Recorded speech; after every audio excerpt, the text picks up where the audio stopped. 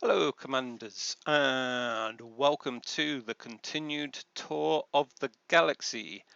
This is your Commander speaking. We will be cruising at an altitude of approximately infinite feet at a speed of around 76 light years per minute through the Norma sector of the galaxy, heading towards the next fleet carrier.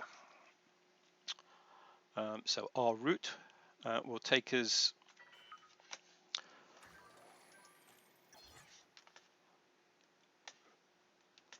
through the Norma sector of the galaxy. Hopefully we'll be reaching the next fleet carrier, which will be in the next sector of the galaxy before we turn towards the center of the galaxy. We are currently on a planet with plant life present.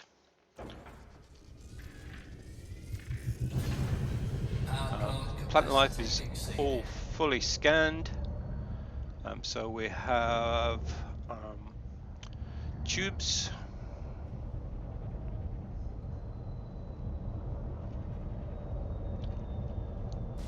as you can see there. There is spiral osseous, which can be found over here.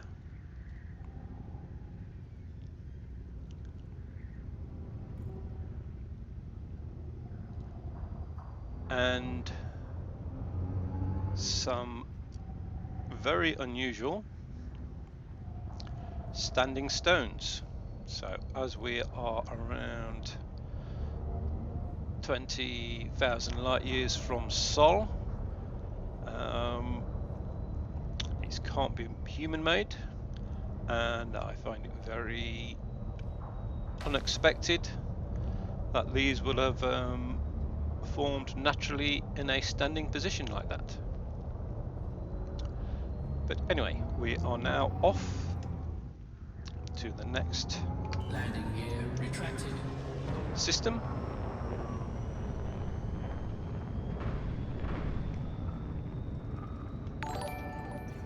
Frameshift drive charging.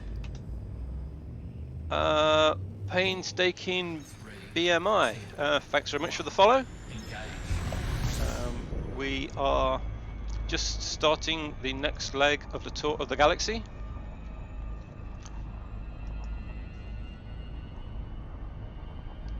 I'm just going to plot the route. I think I've already plotted a route, so it should be ready to go.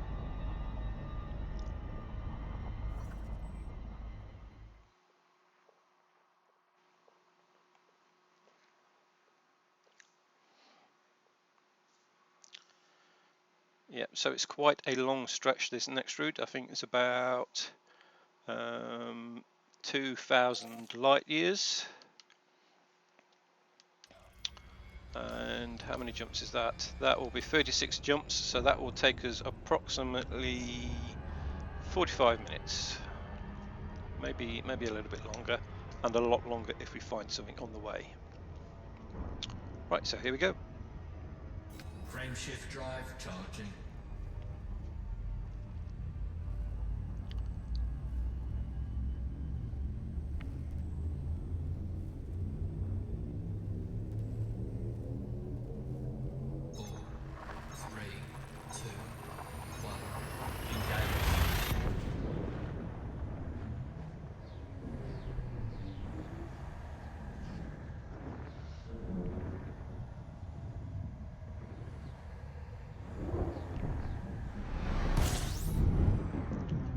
So we're in the first system now. We'll check to see what's present in the system. Fuel scooping complete. So we've got 19 bodies in the system. Warning, temperature critical. Alright, none of those are in the region we are looking for. So we're looking for Earth-like worlds, water worlds, and ammonia worlds. And there's none of those present in this system. Frameshift drive charging. So we'll jump to the next one.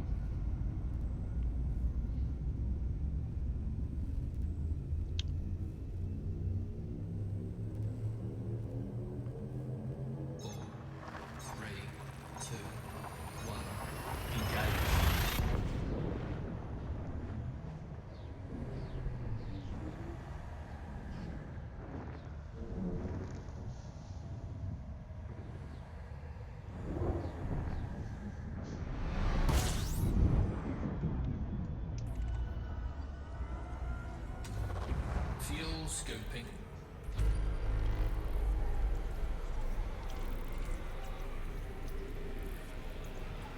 Fuel scoping complete.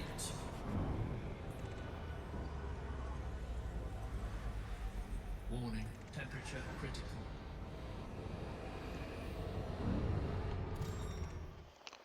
Alright, so yeah, nothing in that system. If you're not familiar with how we check, this region, this represents the full range of the different types of planets, from very small things at this end to gas giants at this end. We are looking for things in the region between Earth-like worlds, ammonia worlds, and water worlds. So we're only interested in things in those regions. And as you can see, there are none in this system, so we will go to the next system. Frameshift drive charging.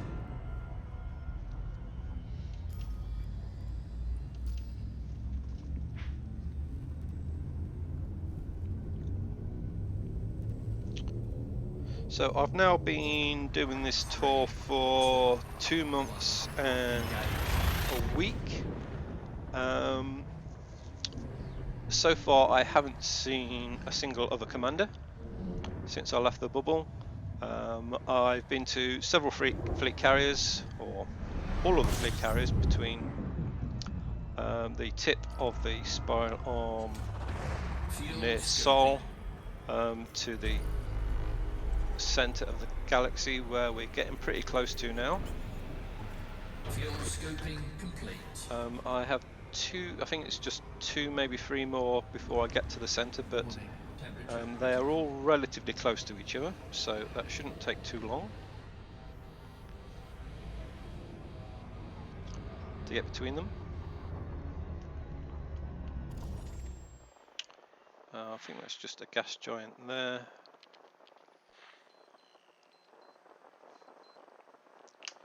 Yep, so just jump to the next system.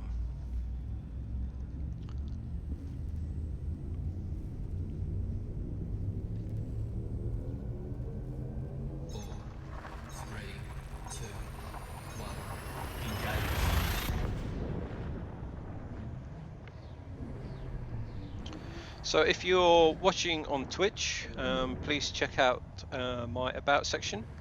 There are links there to the YouTube channel, to the map that I just displayed at the beginning of the recording, and there's also a link there to the notice board. So if you go to the notice board, you can post on there, so you can again add pictures, post suggestions of places that I should visit. Again, they should be in sectors of the galaxy I haven't been to yet, which you can see which ones I've been to in the map. Yeah, so please go there and have a look and leave a comment. You can also upload pictures and videos to there as well if you wish.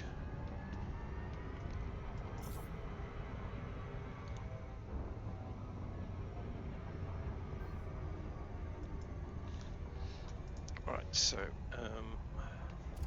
let's check this system. Nothing here, and off to the next one. Drive charging.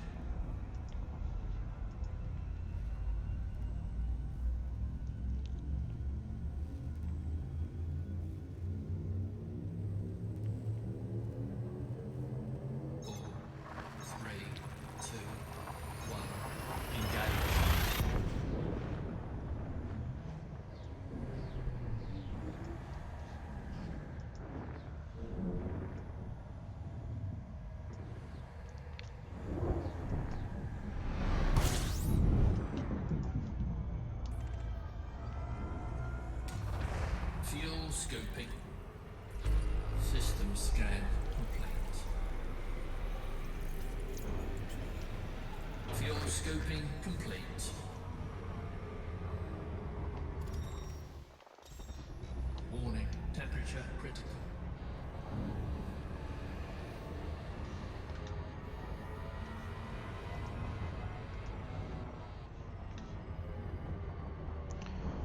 So yeah, there's nothing in this system. So straight on to the next one. Frameshift drive charging.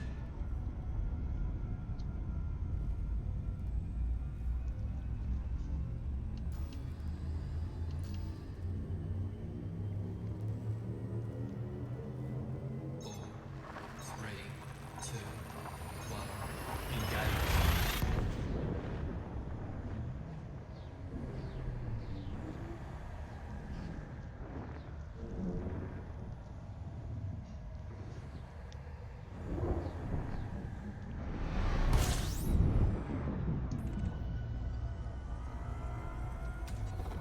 Fuel scoping.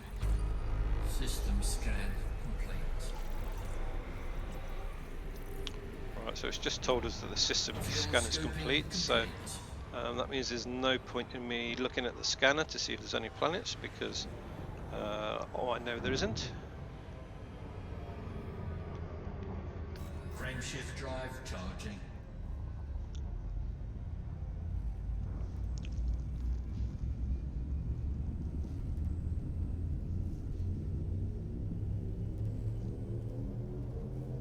Four, three, two, one. Engage.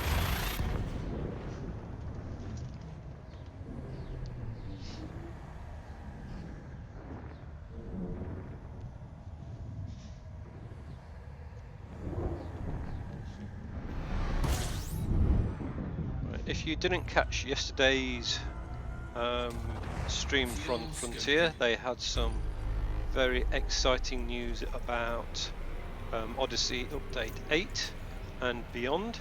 Fuel scoping complete. So there are going to be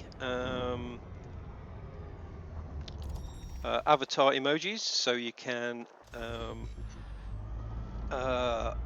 show emotions with your avatar.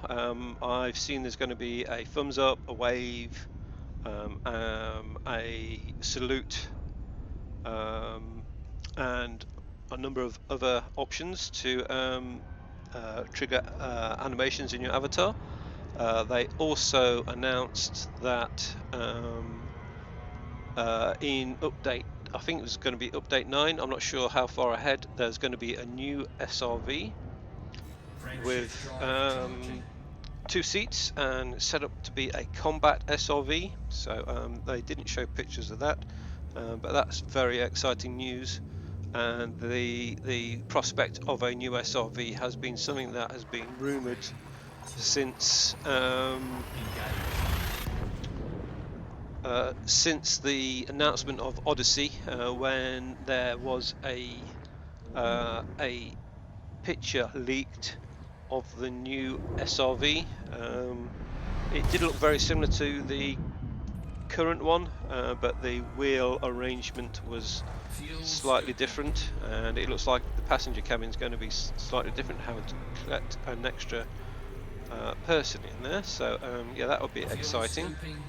And they also announced that there will be concourses available for fleet carriers, which is very good news, because currently you can't really use your fleet carrier as a staging post for Odyssey activity, because if you want to get all your avatar or several of your friends into the same ship, you can only do that by going to the concourse, and if you haven't got a concourse, then you can't actually get your characters into a ship from within a fleet carrier. So you would have to go to a nearby space station and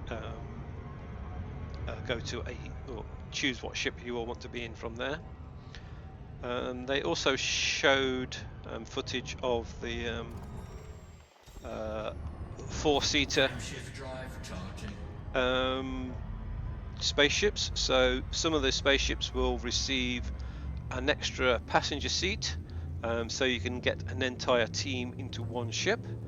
I think there are about 4 or 5 ships named, and the one shown was the Imperial Cutter. So that's good news as well.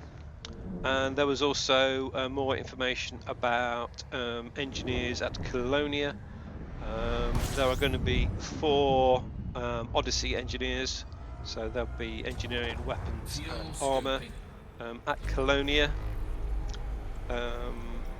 And again, that was something that was coming up. I think that was in Fuel update scoping complete. 9, so I don't think that was update 8. But yeah, that will be coming soon too. Warning, temperature critical. So hopefully that means by the time I get to Colonia on this trip, which will be a long way from now, they will be I'll be stopping there to collect the engineers. Right, so nothing in this system. Charging.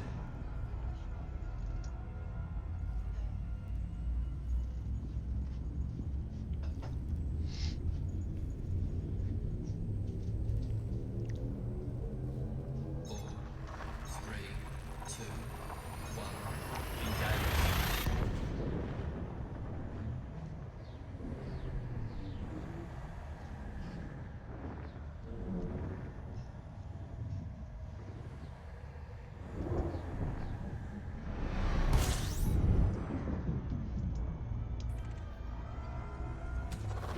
Fuel scoping.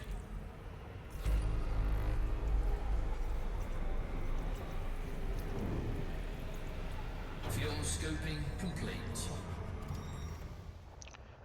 We have Warning, something, temperature possibly. critical. We have at least an ammonia world. Let's get a little bit away from the star. Overheat, but we're scanning the system. There we go.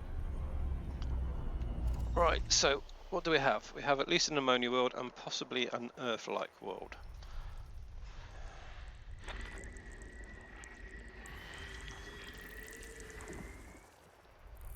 So I didn't actually check to see if there was any life on there.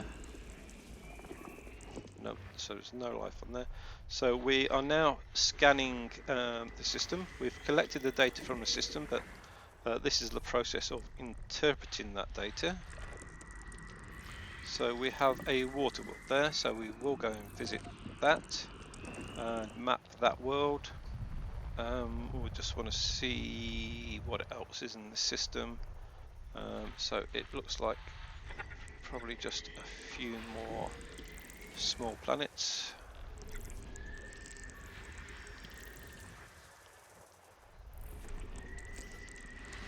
System scan complete. Alright, so let's look at the system now. Right, so yeah, a few planets, none of them which we can land on, but it's worth going to scan the water world, so we'll go and scan that.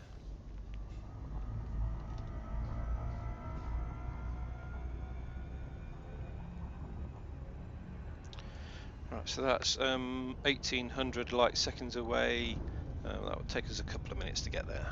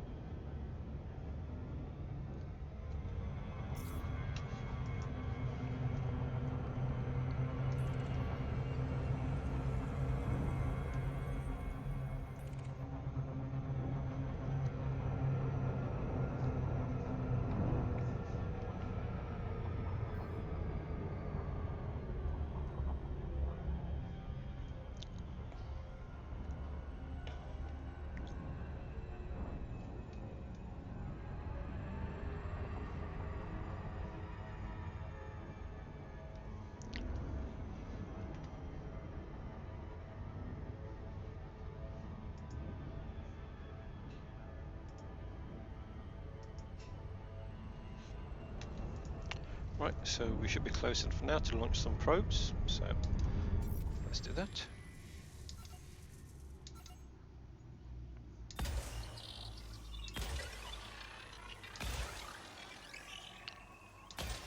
Four probes should cover it.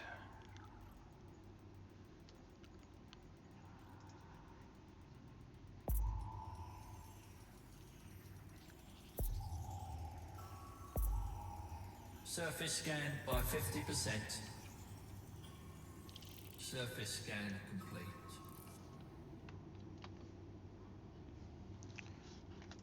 Right, so that's the mapping of that planet complete, so we've got the data for that. Now I need to select the next system and Frameshift drive charging. jump to the next system.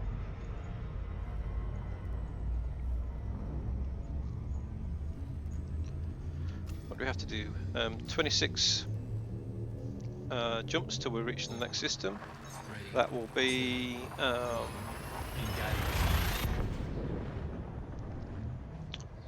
just over half an hour.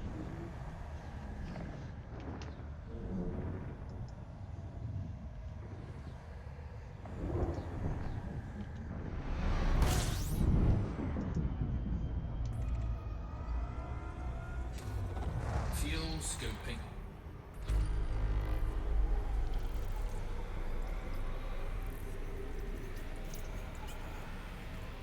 Fuel scoping complete.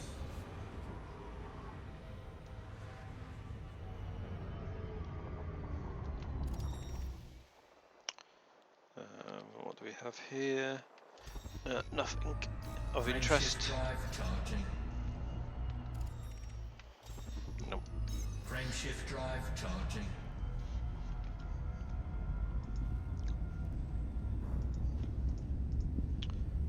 The other thing of interest that we may look at is notable stellar phenomenon or anomalies. They are a lot smaller than planets, so if we see anything in the region that is below the size of asteroid belts, we will also go and investigate those. So far on this tour of the galaxy, I haven't been looking for those specifically, and we've only actually visited one that I knew about, and I think I discovered one by chance in a region of space that was highly populated by the particular types of tree. I can't remember what they're called now. Gaia trees, I think they were called. So I don't expect I'll find another one until I get out into the eastern sectors of the galaxy, where I know there are very large quantities of notable stellar phenomenon. Last time I was there, I seemed to find notable stellar phenomenon every system that had a water world.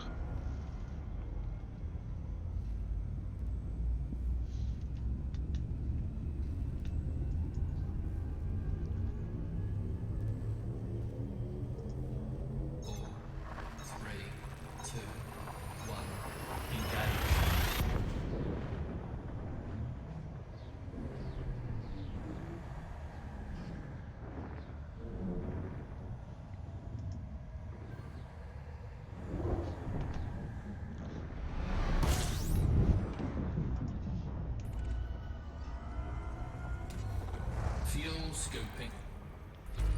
System scan complete. Fuel scope disengaged. Frameshift drive charging.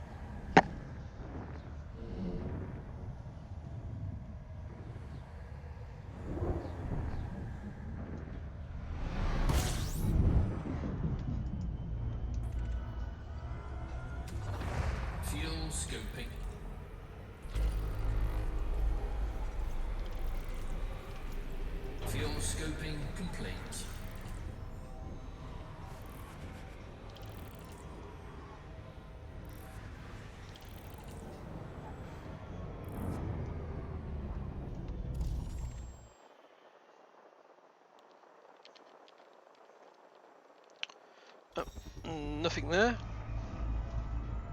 Frameshift drive charging.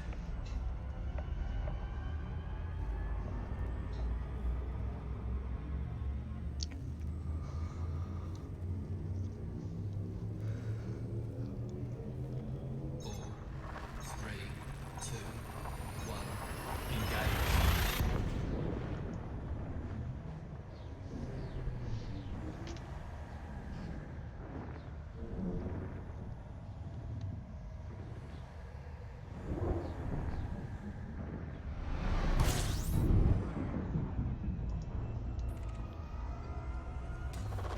Fuel scoping.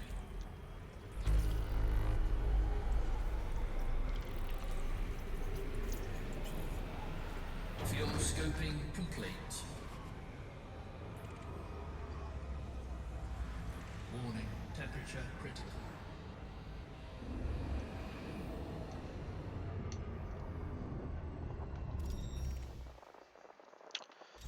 Nothing in that system.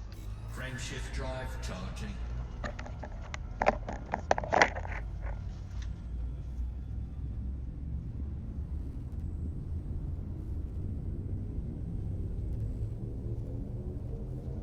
Four, three, two, one. Engage.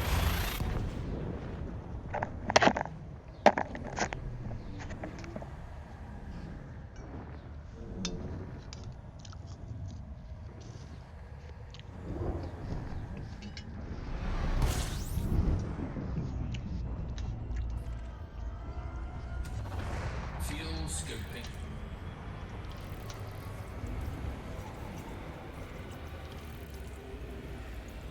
Fuel scoping complete. Warning, temperature critical.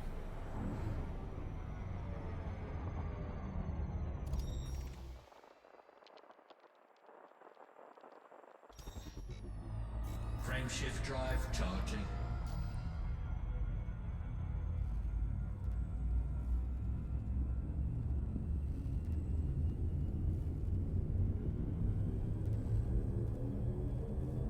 Four, three, two, one.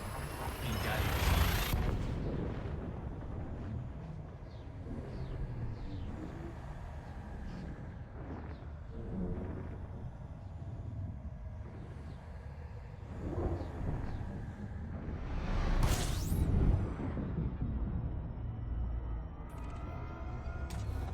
Fuel scoping.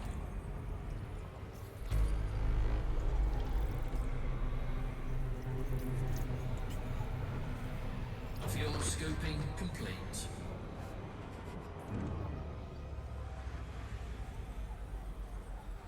Warning, temperature critical.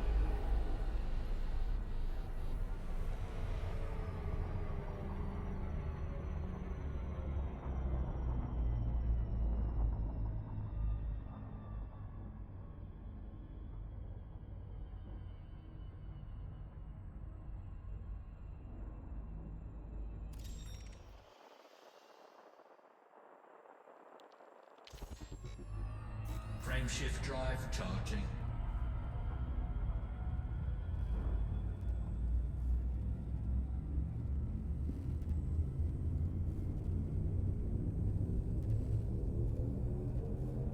Four, three, two, one. Engage.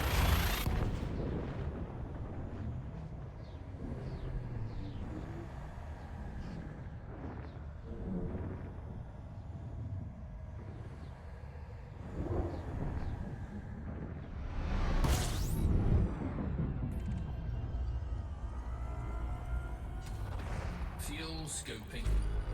System scan complete.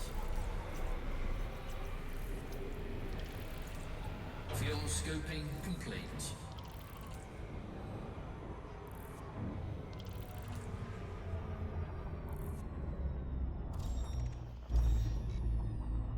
Frameshift drive charging.